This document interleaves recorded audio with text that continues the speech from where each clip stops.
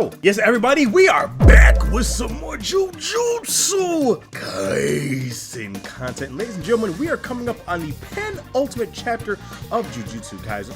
And to say that a lot of people were not fans of the last chapter is quite the understatement. As you all know, I enjoyed last chapter. I didn't hate it. I thought it was good. There were some things I definitely thought that could have been done better, but overall, I enjoyed the last chapter. And I enjoyed this chapter quite a lot as well. Now, there's a lot of people throwing out the theory that there's going to be a JJK part 2. After I read this chapter, I don't think so. I think I have an idea of what Gege is going for, but again, we will see. Apparently, there's going to be a very special announcement that's going to be made next week, as well as Gege's editor saying that there's still more to come. So, I mean, I don't know. Again, I don't think that Gege's health necessarily will let him do a part 2, but again, we just don't know, right? As per usual, guys, before we get into the video too deep, raw dog with no protection, no oil, no lubricant, 1,000 bottles of that Diddy oil.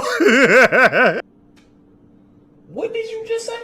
1,000 bottles, man. You gotta be put under the jail, bro. We might just gotta kill you. Before we get too deep into the video, guys, please make sure you leave a like and subscribe. We are on our way to 10,000 subscribers, and I would love to have you around. You seem like a good person. You seem like you give good hugs, and I appreciate it. All right, without any further ado, let's get into it.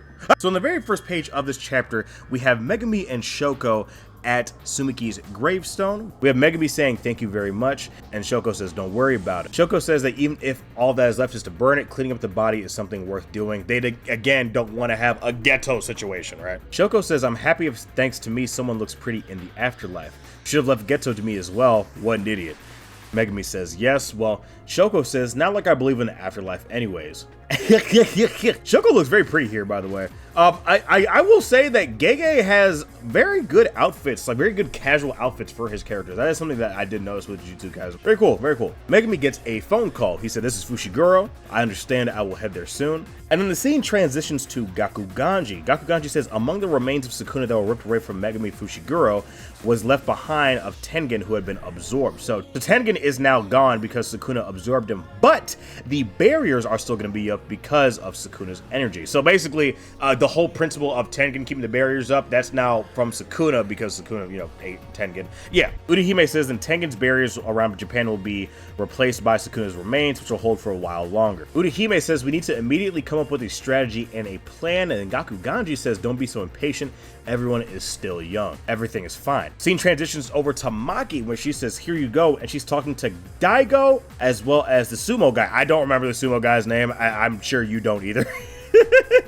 But you know what I'm talking about. Maki says the culling games no longer function. This is probably because the incarnated type of players are taking steps together. Megumi came back alive. It's a gamble, but it's pretty much certain that they're moving ahead with Hana and Yuji pulling off the cursed items from all of the victims. Through the added rules, we'll probably go recover the players taken by the American army. Even though you aren't antagonistic, you aren't exceptions to this. I'm just talking to myself, but even though the culling games are over, Tokyo is still an inviolable area.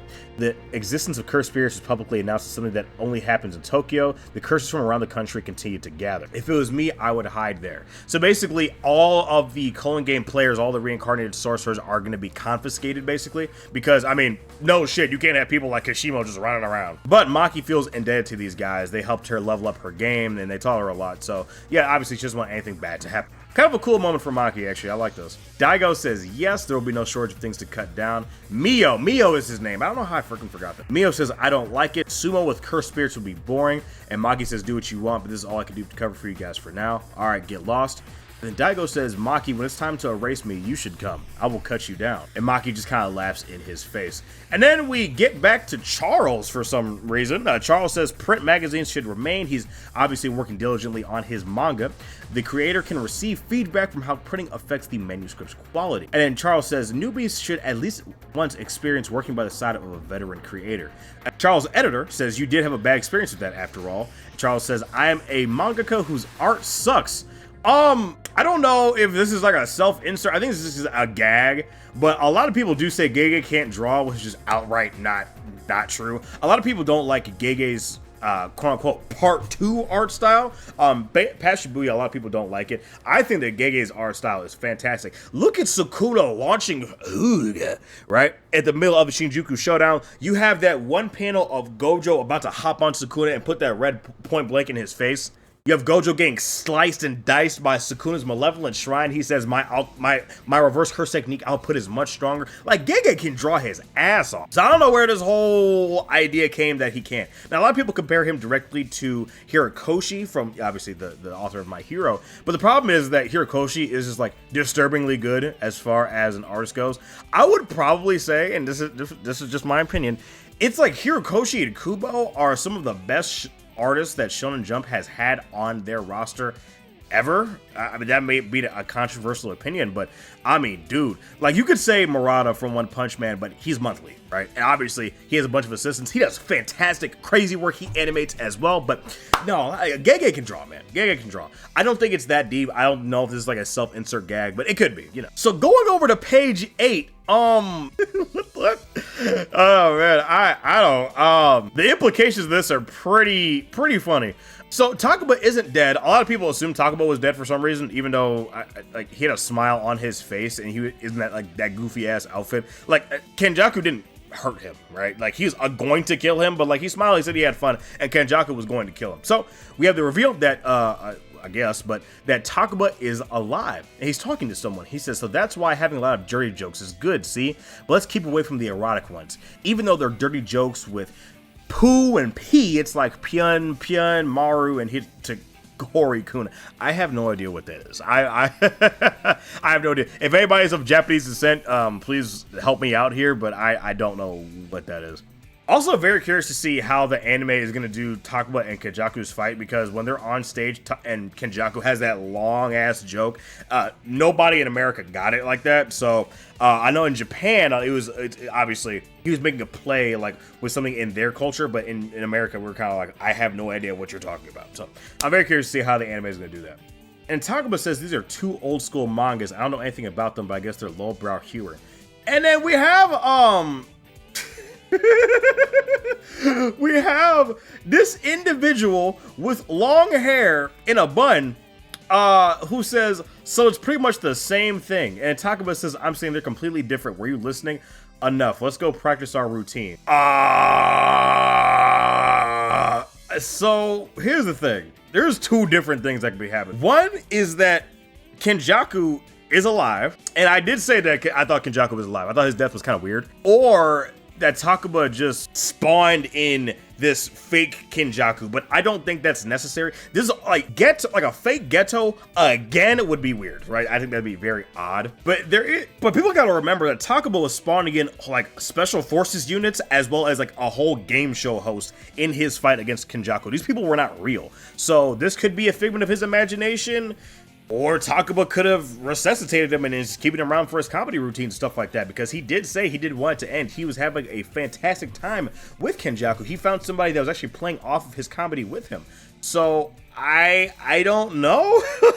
Again, I don't think this is Geto. This is not Geto. Geto wouldn't play along with something like this. Kenjaku definitely would, 100%. But yeah, let me know down in the comments what you guys think this is. And the thing is that if this is JJK's conclusion, I don't think Gege is gonna go into it, and I don't really think he needs to. I mean, hypothetically, if Kenjaku was just like held captive by Takuba this entire time, that'd be pretty funny. Honestly, that'd be pretty funny. But like, he'd be enjoying himself, you know.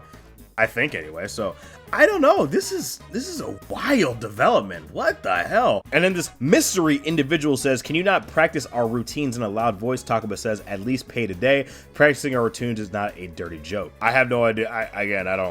Even the translator was kind of confused, but we'll see. We'll see what terrorism John Wary gets up to. So on page 9, we have Amai, Yuji's friend, apologizing to this one chick from his high school, and you know, he apologized for making fun of him. Why this is here, I don't know. I don't know. Did anybody really care what this nigga was up to? I mean, I guess. I don't know. Very, very weird. Again, if this is the penultimate chapter, who gives a shit what this guy is up to, right? Like, nobody even knew his name for real before, like, he, you know, came and helped Shoko with the sugar with Yuta, right? So, I don't know. This is kind of a weird weird little thing. So they should go over to Higuruma's assistant, or his fellow attorney, and she's with this individual. She says they're not prosecuting you, and then Higuruma says probably pressure from the headquarters. Higuruma does say it seems they want me to work hard as a sorcerer. Higuruma says actually there's something that's coming up next, and then his lawyer friend says starting over. I will force forward Higuruma as the representative of the bereaved family. So I believe she's taking over his role, I guess. And then Higuruma kind of looks down and says, please. Also, there's a very detailed picture of Higuruma. This is a very well drawn picture of Higuruma for some reason. I don't know. Has he ever been drawn with this level of detail before? I don't know. Kind of weird. Huh. Interesting. And so then we have Angel kind of consoling Hana, and she says Sukuna using a method like that means he'd already dug up the memories of Hana from within Fushiguro. There's nothing to be embarrassed about at this point, and Hana's kind of telling her to be quiet. You know, she's obviously embarrassed. And Megumi says, I'll take responsibility. I will become Hana's right arm from now on. And then Hana actually presses him and she says, when shall we do the ceremony? And then Megumi just kind of stalls out. He says, not in that way. I have a mission, right? He's getting pressed by the women folk, man. This young man, he ain't got Riz like that. Oh, I said Riz. Hey man, he already said he needs a woman with unshakable character, so here you go. Here you go. The cute little moment. I like this. This is cute. I like it. I'm a day one Yuta and Maki shipper, but hey, this I like this. If it's romantic, if it's not, it's just a cute little gag. But you know. So on page 15, we have this young lady coming home to her boyfriend, and she says, "I'm home." And she says the lights were left on in the hallway. Do you want to go out for dinner tonight? And then her boyfriend says, oh, sounds good. Do you want to go get yakiniku?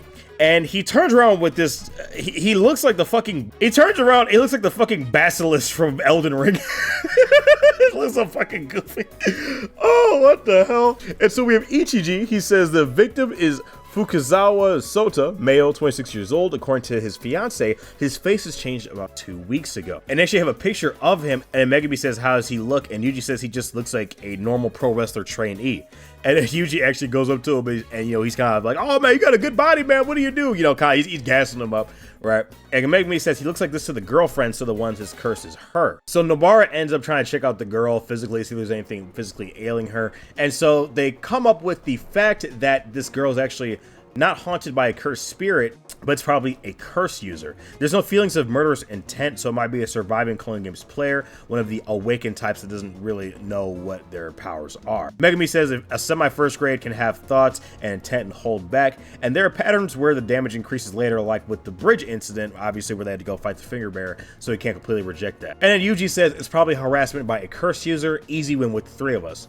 So yeah, back to business as usual. So with this ending, I believe that Gege is going to say that basically life goes on and that everything's not doom and gloom. A lot of people were upset that the merger is not going to happen, but the problem is that, like, if the merger were to happen, everybody would be fucking dead. Someone actually put it in a fantastic tweet. Someone says that people were mad that the merger didn't happen, like if the Z Fighters got mad that Cell didn't blow up the Earth like he said he was. Which, I mean, is very fair. They have no means of fighting the merger if it were to happen. It looked great. I love how it looked. The hypothetical anyway, but you know, I do think that Sukuna as the final antagonist it does serve well. Kenjaku possibly being held captive by Takuma for however long is also very funny, if that's what's actually happening, but I don't know. But yeah, we will see what happened next chapter. Next chapter, I'm assuming we will see Gojo's conversation with Yuji, and to see what he said to him. Also, a lot of people were upset that the characters weren't necessarily mourning those who died. Now, do I expect them to mourn Kashimo? Absolutely not. He was kind of a dick to begin with anyway.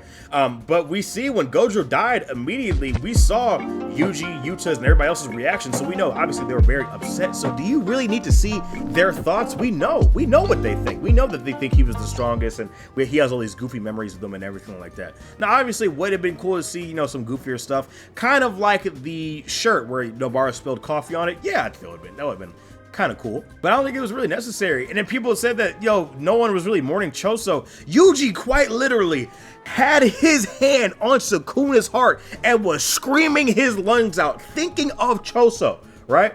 And also, no one else was really close with Choso like that besides Yuki. So what what are we talking about, man? Come on now. Do you really need to hear Yuji sit and reflect on what he thought of Choso when he directly told him how he felt and he doesn't want Choso to leave him? Come on now. We're just retreading old ground at that point. It's unnecessary. Daffy's a Gege Gawker. He doesn't criticize Gege at any point. Oh, come on. Hush it up. Hush it up. Stop it. But yeah, so there's a lot of conclusions that are going on with this. So if this is truly the end of Jujutsu Kaisen next week, I think this has been quite the ride, man. It's been fun. Really, genuinely, it has been a fantastic time to be had. Again, we will see what's going on, man. So as far as I know, the character conclusions we've seen, we have Yuji, Nobara, and Megumi going about business as usual. There might be like a slightly older time skip or something like that next chapter. I doubt it. We have Takuma going along with his comedy stuff. We have Higuruma. He's now going to excel. Higuruma is now going to proceed more, possibly being a teacher at Jujutsu Tech, because I mean that would make the most sense to me. I mean, he can't really be a normal lawyer, especially, you know, considering the fact that he killed the whole fucking courtroom. But him and Kusakabe being teachers, I think, would be very cool. Maki talked to Daida and Mio, and so, you know, obviously she's, you know, she feels indebted to them, and she's kind of, you know, kind of happy that they're gonna try to run their fade one last time. Yuta obviously has Maki. He's the strongest sorcerer to exist currently, so I mean, that's cool. I mean, Yuta is unequivocally the strongest sorcerer alive right now, so I mean, yeah. But very cool stuff, man. I like this chapter. I do. I think that a lot of people are gonna enjoy this chapter a little more, especially considering, dude, I saw more Gojo Cope in my timeline, man. These people are fucking sick. Oh god. Oh man. But yeah, it's been White Daffy, guys. Thank you guys so much for joining me on this video. Let me know what you think of Jujutsu Kaisen chapter 270 down in the comments below. Anyway, guys, I will see you guys in the next video. Please make sure you guys take care of yourselves and have a good one. Peace.